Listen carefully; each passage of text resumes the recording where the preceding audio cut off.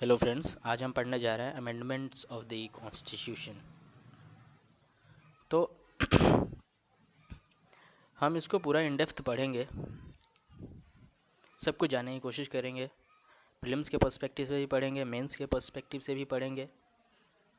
आपके जितने भी अभी तक डाउट्स होंगे regarding this will going to clear all. So आप देखते रहिए अभी वीडियो। चलिए शुरू करते हैं। Amendments of the constitution. इस अमेंडमेंट कॉन्स्टिट्यूशन को अमेंडमेंट का जो पावर है वो आखिर दिया किसने? सबसे बेसिक क्वेश्चन तो यही है। तो ये लिखा हुआ है आर्टिकल 368 पार्ट 20 में। पार्ट 20 आर्टिकल 368 में ये लिखा हुआ है और ये पावर दिया गया है पार्लियामेंट को कि वो कॉन्स्टिट्यूशन को अमेंड कर सकता है। किसी भी पार्ट को वो अमेंड कर सकता है, इवन द फंडामेंटल राइट्स। ठीक है। और इंडिया के अंदर जो अमेंडमेंट जो है वो इतना टफ भी नहीं है और इतना इजी भी नहीं है। ब्रिटेन में कॉन्स्टिट्यूशन का अमेंडमेंट जो है वो बहुत इजी है, मतलब इजीली वहाँ कॉन्स्टिट्यूशन अमेंड हो जाता है। और अमेरिका में जो है कॉन्स्टिट्यूशन का को अमेंड करना जो है बहुत टफ है। It's tough to amend the constitution in USA, but in India ना तो टफ है ना ही इजी है, ये अमेंड हो सकता है। इतना टफ भी नहीं है, इजी भी नहीं है, बट टफ भी है और इजी भी है, बोथ, कॉम्बिनेशन ऑफ बोथ। तो अभी हम देखते हैं आगे कि प्रोसीजर क्या है आखिर अमेंडमेंट करने का। जो बिल है वो इनिशिएट होता है, इंट्रोड्यूस होता है पार्लियामेंट के अंदर, किसी भी हाउस में। लोकसभा, राज्यसभा, दो हाउस हैं पार्लियामेंट में। तो जो बिल है, जो अमेंडमेंट बिल है, अभी यहाँ हम अमेंडमेंट के बारे में पढ़ रहे हैं तो स्पेसिफिकली यही पढ़ेंगे। जो अमेंडमेंट का जो बिल है वो किसी भी हाउस में अमेंडमेंट का जो बिल है किसी भी हाउस में इंट्रोड्यूस हो सकता है, इनिशिएट हो सकता है, चाहे वो लोकसभा हो चाहे राज्यसभा हो। बट स्टेट लेजिस्लेचर जो हैं वो स्टेट लेजिस्लेटिव असेंबली में अमेंडमेंट बिल इनिशिएट नहीं होगा। सिर्फ पार्लियामेंट में ही अमेंडमेंट ऑफ द कॉन्स्टिट्यूशन होता है, या राज्यसभा में होगा या लोकसभा में इनिशिएट होगा। ठीक है, इतना क्लियर है। अब कौन करेगा, कहाँ होगा ये तो क्लियर है, कौन करेगा ये देखते हैं। इधर बाय ए मिनिस्टर और प्राइवेट मेंबर। ये समझने की कोशिश कीजिएगा, बड़े ध्यान से सुनिएगा। या तो मिनिस्टर इनिशिएट कर सकते हैं या प्राइवेट मेंबर इनिशिएट कर सकते हैं। अब ये मिनिस्टर और प्राइवेट मेंबर क्या है वो बता रहा हूँ मैं। प्राइवेट मेंबर वो मेंबर्स हैं लोकसभा के या राज्यसभा के जो मिनिस्टर नहीं हैं। ठीक है, मिनिस्टर मतलब education minister, finance minister, railway minister, है ना। ये मिनिस्टर्स भी क्या कर सकते हैं, इनिशिएट कर सकते हैं या इंट्रोड्यूस कर सकते हैं बिल को इन इधर लोकसभा और राज्यसभा, और प्राइवेट मेंबर भी कर सकते हैं। अब ये जानने की कोशिश करते हैं कि कहाँ हो गया, कौन हो गया, ये भी ठीक है, लेकिन क्या प्रेसिडेंट, जैसे मनी बिल में क्या होता है, प्रेसिडेंट का रिक्वायरमेंट चाहिए होता है, प्रेसिडेंट का परमिशन चाहिए होता है मनी बिल को पास करने के लिए। तो क्या अमेंडमेंट बिल को पास करने के लिए भी प्रेसिडेंट का परमिशन चाहिए? नहीं। अमेंडमेंट बिल को पास करने के लिए पहले प्रेसिडेंट का परमिशन नहीं चाहिए। क्लियर?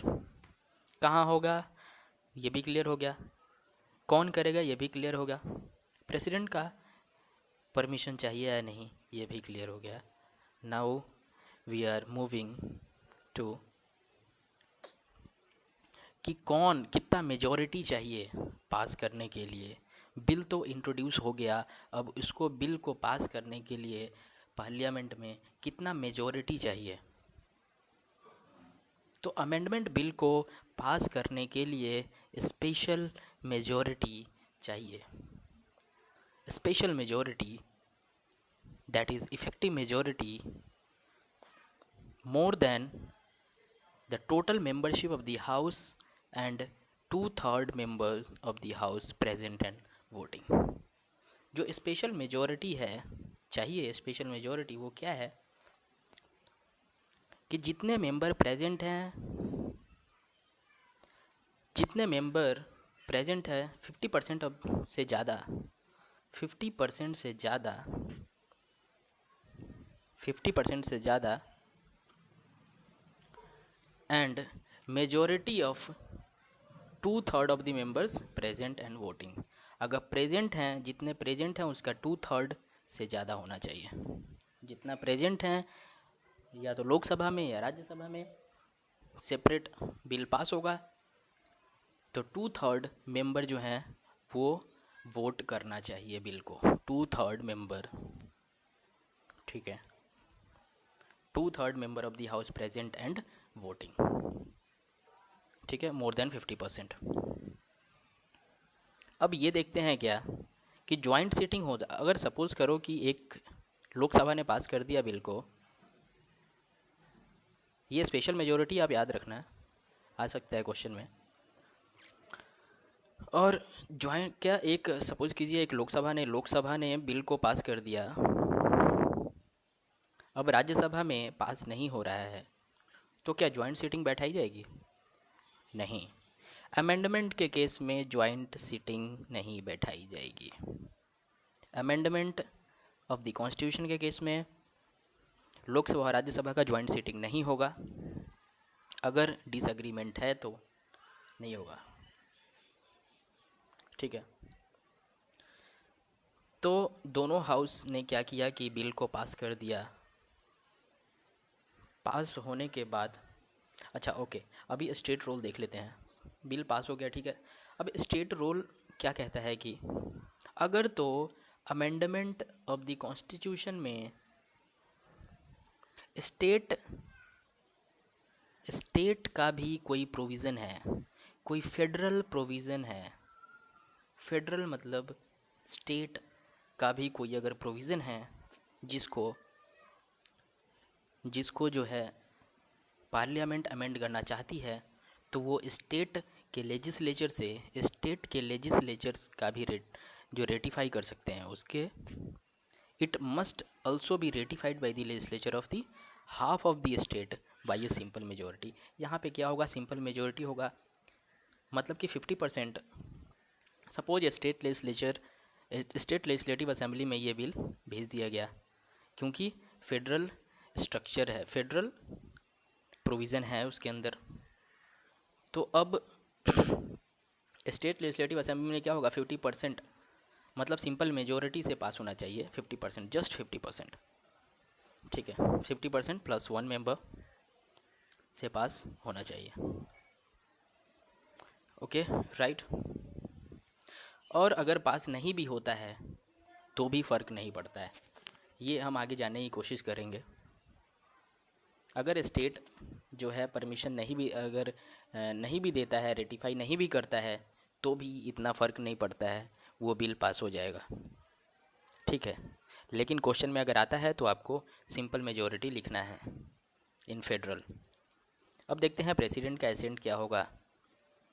प्रेसिडेंट के पास भी पावर नहीं है कि इस बिल को विद होल्ड करे या रिटर्न करे। जो अमेंडमेंट का जो बिल है, अमेंडमेंट बिल, वो प्रेसिडेंट ना तो रिटर्न कर सकते हैं और ना ही उसको विदहोल्ड कर सकते हैं किसी भी टाइम पीरियड तक।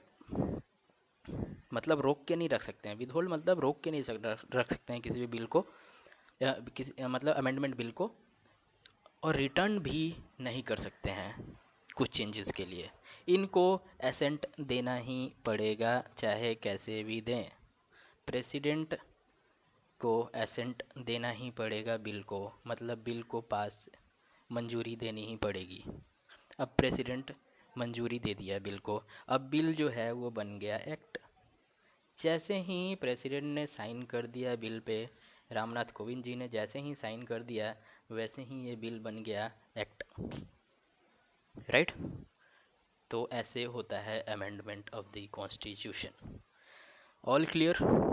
Next moving guys, next we are moving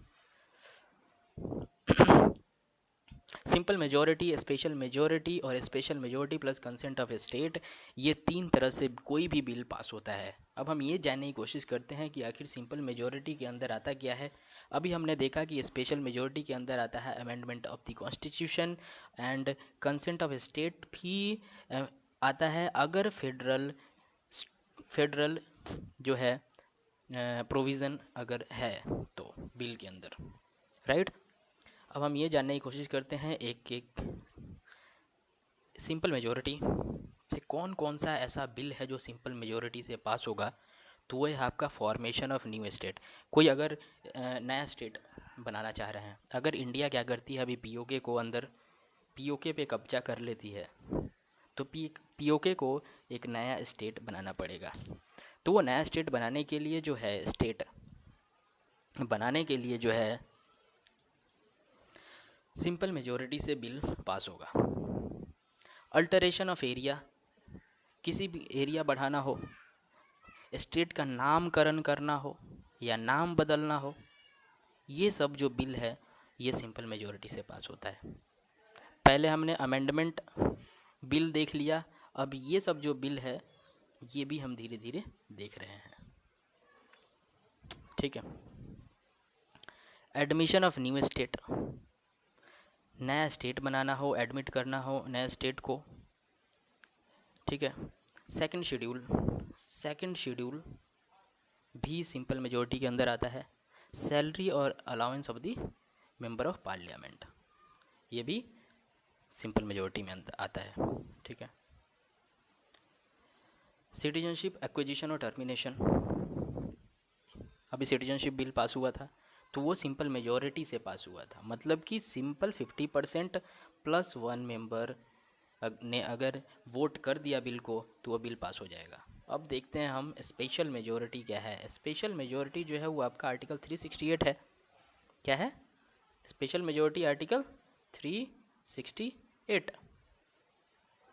जो अमेंड द कॉन्स्टिट्यूशन, ठीक है।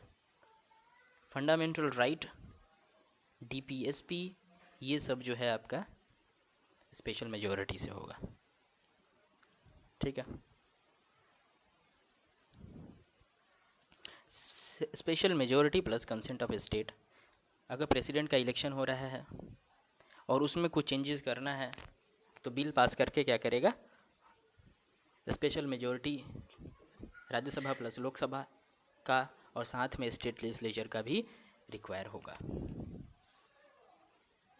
सुप्रीम कोर्ट और हाई कोर्ट में अगर कुछ चेंजेस ला रहे हैं कोई बिल ला के, तो भी special majority 50% plus 2/3 of the member present and voting plus consent of state require होगा।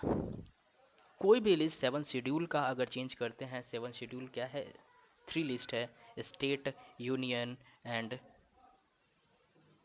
State list, union list and तीसरा क्या है वो कमेंट में आप बताएं। फिर क्या आता है, distribution of legislative power and between union and state, तो ये भी इसके अंदर में आएगा, ठीक है। तो अगर आपको वीडियो अच्छा लगा हो लाइक कीजिए, शेयर कीजिए और सब्सक्राइब करना आप बिल्कुल भी मत भूलिए, ठीक। तो आपको बता देते हैं कि जो 3 लिस्ट था 7th शेड्यूल का, वो यूनियन, स्टेट एंड क्या है, कॉनकरेंट लिस्ट। कॉनकरेंट लिस्ट में क्या होता है, यूनियन भी लॉ बना सकता है और स्टेट भी लॉ बना सकता है। तो चलिए मिलते हैं अगले वीडियो में। तब तक लाइक कीजिए, शेयर कीजिए इस वीडियो को, सब्सक्राइब करना बिल्कुल मत भूलिए। अगर आपको पसंद आया तो मिलते हैं नेक्स्ट वीडियो में, तब तक के लिए बाय।